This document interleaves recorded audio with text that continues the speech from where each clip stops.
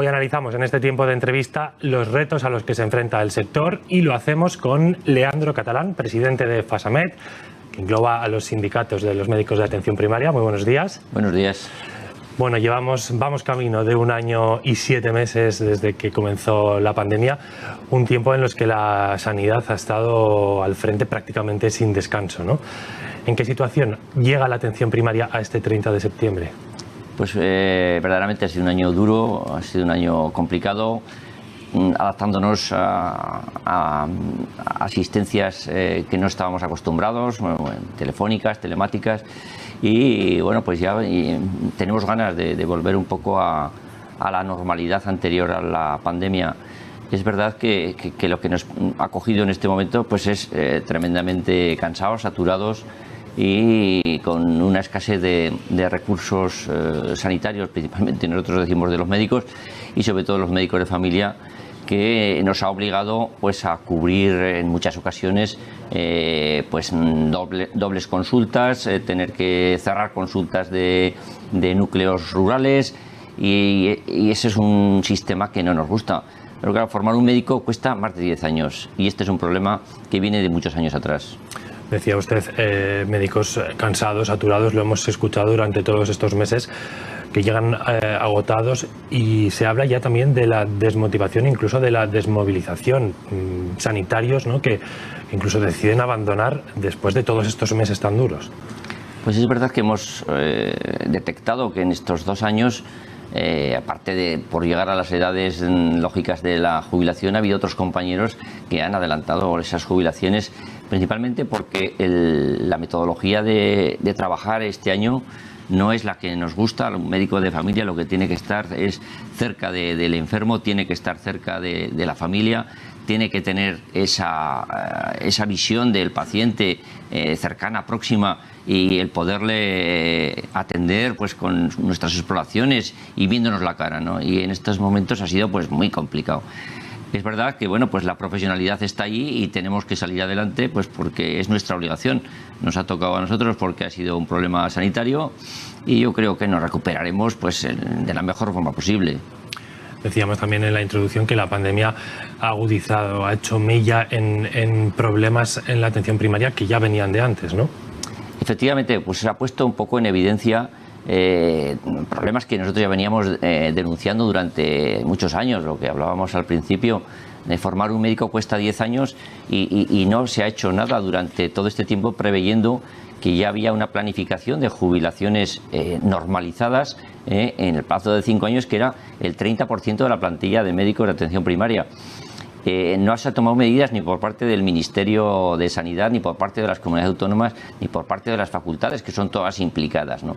Entonces, nosotros lo que creemos es que hay que abordar o tomar medidas inmediatas para poder recuperar esta atención primaria que a todos nos gusta, pero que no se puede estar prestando como está prestando a costa del esfuerzo de los trabajadores. Hay que incrementar el presupuesto, que usted también lo ha dicho al principio, destinado a la atención primaria, pero nosotros vamos más lejos. Nosotros queremos que la atención primaria esté dirigida con una gerencia propia, que no tengamos que depender de los hospitales. En este momento, en Aragón, está unificado la atención primaria con la atención hospitalaria. Para nosotros sería mucho más ágil, para todos, para gestionar nuestros problemas y para que saber mejor los problemas reales, que se hiciera una gerencia única. Si no hemos pedido a la consejera, no está, a otras anteriores, y no nos hacen caso. Bueno, seguiremos pidiéndolo porque nos parece lo mejor para la profesión y para los pacientes. Hablaba usted de incrementar el presupuesto. ¿Cuánto debería aumentarse para atender a estas necesidades? Bueno, pues lo primero que hace falta es estabilizar las plantillas de los profesionales. Y si en este momento tenemos 1.300 médicos de atención primaria a lo largo de todos los centros de salud de Aragón, hay que reordenar esos recursos, porque efectivamente a lo mejor en este momento hay zonas que el profesional no está desarrollado porque no tiene población a atender, y en cambio en otros sitios es necesario el traerlos. Por ejemplo, pues hay núcleos en expansión alrededor de Zaragoza, en Zaragoza, y eso requiere una modificación del mapa sanitario. El mapa sanitario de Aragón lleva desde el año 1986 estático, con algunos pequeños cambios, y las circunstancias tanto geográficas como de población hay que adaptarlas y los recursos que tenemos ponerlos donde son necesarios. El presupuesto, pues estamos con un presupuesto destinado a la atención primaria inferior al año 2001, cuando se hizo la transferencia del INSalud a la comunidad autónoma. No llegamos al 14%. La tendencia, ya no de ahora, ya digo de hace años, es que debíamos de acercarnos al 25% del presupuesto para atención primaria, porque es la puerta de entrada, requiere recursos, requiere medios. Hay que poner también medios que se pueden utilizar en la atención primaria. Nosotros hemos defendido, por ejemplo, la ecografía, que es un apoyo para los médicos de familia, y creemos que es una herramienta que tarde o temprano tendrá que aparecer, porque la puede practicar la ecografía clínica para apoyo a los cuadros que se nos presentan, un médico de atención primaria que esté bien formado, como está ocurriendo. Es decir, que por lo menos tenemos que tener eso, un presupuesto propio, presupuesto que sea finalista, y que nos acerquemos, no en el primer año, pero a lo largo de los años, a un 25% del presupuesto del gasto de sanidad. Con respecto al Producto Interior Bruto, ¿no? Al presupuesto que se gasta en sanidad, sí. ¿Y de cuántos médicos hablamos? Médicos, enfermeras, todo el personal que pertenece a la atención primaria, ¿cuántos harían falta? Hombre, ya digo, primero lo que hay que reordenarlos, porque si no sabemos cómo tenemos los recursos, pues no podemos ordenar y saber lo que realmente se necesitan. Hemos visto que en este momento se necesitan, porque ha quedado hasta puestos de trabajo de poblaciones importantes, como pasó en Gallur, Mayén, que no se ha cubierto y tuvo que ofertarse a los que terminaban la especialidad este año de medicina de familia. Entonces, por eso lo primero que hay que hacer es ordenar los recursos. Nosotros, digo, hay unos 1.300, vamos a ver cómo podemos ubicarlos en la Comunidad Autónoma de Aragón. Y después habrá que buscar profesionales. ¿Cómo? Pues probablemente también habrá que ofertar unos contratos que sean adecuados para los profesionales que terminan la especialidad. Habrá que primar también por aquellos sitios cuando uno tiene que desplazarse a puestos de difícil cobertura. Fórmulas hay. Lo que no se puede hacer es mirar para otro sitio, como han hecho las administraciones sanitarias anteriores y la actual, y no resolver los problemas que tenemos los profesionales y los usuarios. Esa reordenación pasa también por atender las peculiaridades que tienen algunas comunidades, como Aragón, con la sanidad rural, que requiere una atención también, ¿no?, por parte de las autoridades. Sí, por supuesto. Recientemente oíamos que Castilla y León había avanzado un plan de reordenación de los puestos, una comunidad parecida a la nuestra, y hablaba de que no puede haber un médico que tenga menos de 400 tarjetas asignadas. Puede ser un horizonte, claro, luego hay que considerar las variables de dispersión geográfica, que también hay que primar al que hace esos kilómetros, que la mayor parte de las veces lo hace con su propio vehículo, y el envejecimiento de la población, que requiere una serie de cuidados, y esos cuidados no los tiene que dar solamente el médico. Hay otros profesionales dentro de los equipos de atención primaria, como son personal de enfermería, personal sanitario, que pueden también contribuir a la atención de los pacientes. El médico tiene que hacer su función, y hay otras profesiones dentro de los equipos que tienen que desarrollar más las funciones que tienen encomendadas, y sobre todo el servicio de admisión, gestionar bien lo que es la demanda y la derivación de los pacientes a las consultas de los profesionales, de los médicos. Con respecto a la formación que usted también mencionaba, hay muchas facultades de medicina que dan a lo largo de los años muchos profesionales, pero luego se encuentran con que la oferta de plazas no es suficiente, ¿no?, para que la mayor parte de los médicos que se forman puedan entrar en el sistema. Pues efectivamente hay unos números clausus que yo entiendo que la formación con menor volumen de alumnos se hace mejor, pero estamos en una situación de crisis, y es una crisis que la tenemos que resolver entre todos, que quizá a lo mejor podría ser una temporalidad durante unos años, pues para tratar un poco de que haya más incremento primero de estudiantes en las facultades. Si ahí se pone el primer freno, si luego se pone el segundo freno en las especialidades a la hora de no ofertar la totalidad de las plazas que tienen disponibles, o no ampliar el número de centros docentes, porque Aragón no tiene los centros docentes todos los que tenemos en la comunidad autónoma, podríamos tener mayor capacidad formativa, ¿no? Y luego la última, pues es lo que decía, una vez que terminan esos especialistas, a lo mejor también habría que hacer algo para que se pudiesen quedar en la comunidad autónoma donde se ha formado durante un periodo determinado.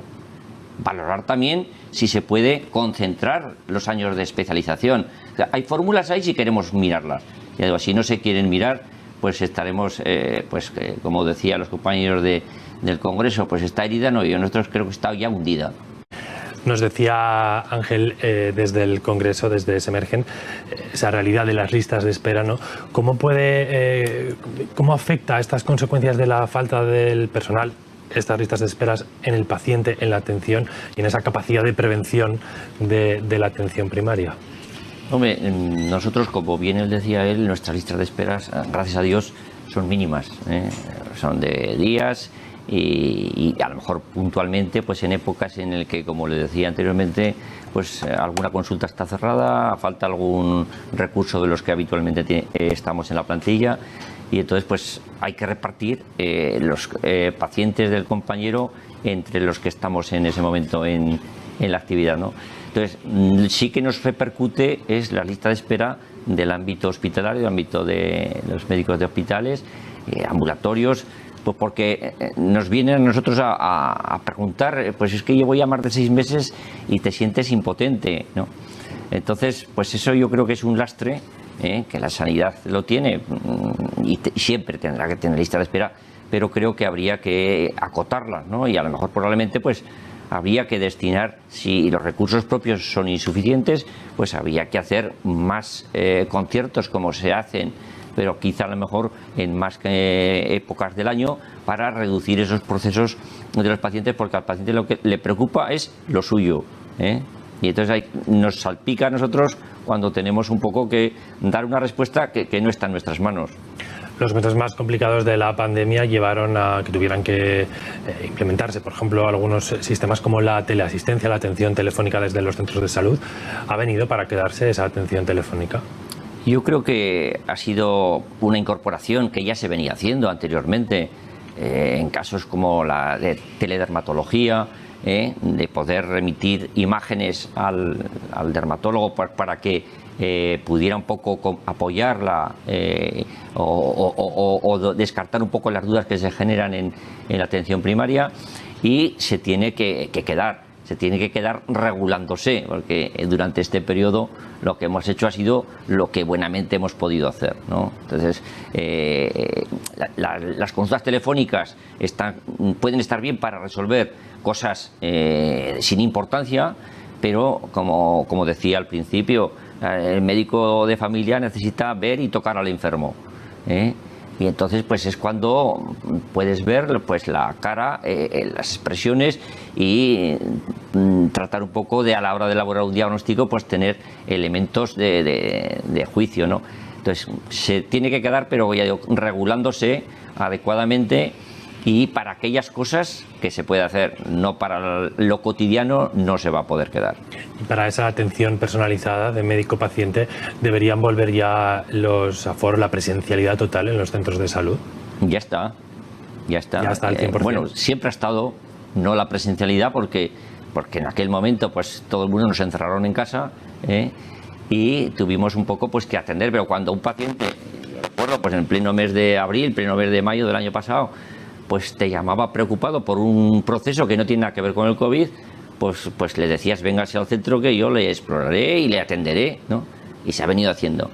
Ya desde finales del mes de mayo, las consultas de los médicos de atención primaria tienen su agenda de consultas de demanda, y hay un pequeño número para esas consultas que les decía que no son necesario, incluso el propio paciente la pide, la consulta no presencial. Pero todas las demás consultas son de demanda ya en estos momentos. ¿Se está atendiendo ya al mismo ritmo de antes de la pandemia? Sí. O sea que desde el final de mayo se ajustaron las agendas, y que yo sepa, en mi centro por lo menos se está haciendo así.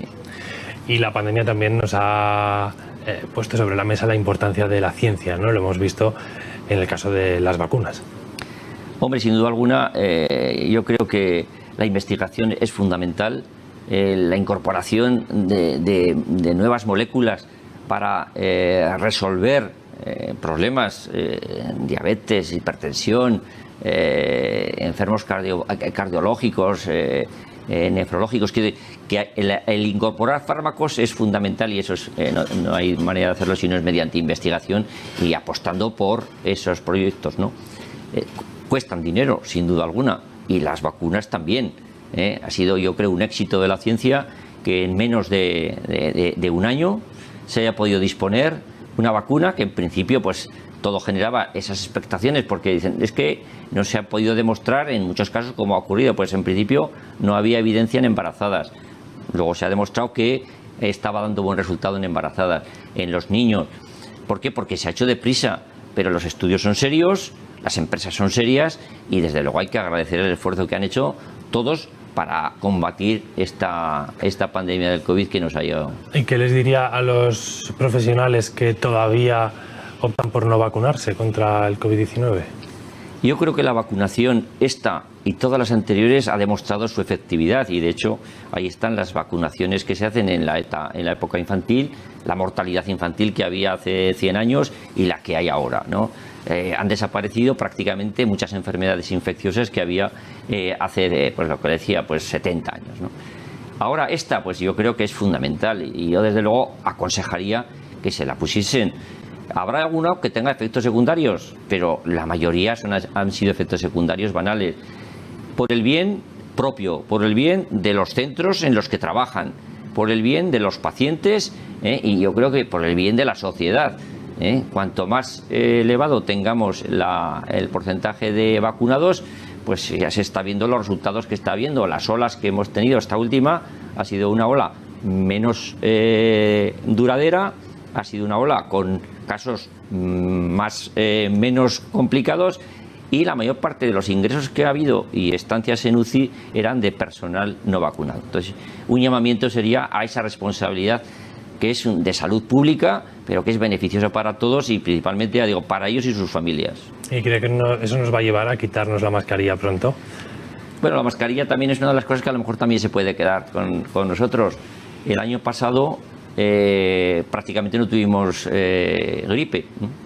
Y se vacunó también más personal que otros años, pero sin duda alguna el elemento fundamental fue la mascarilla.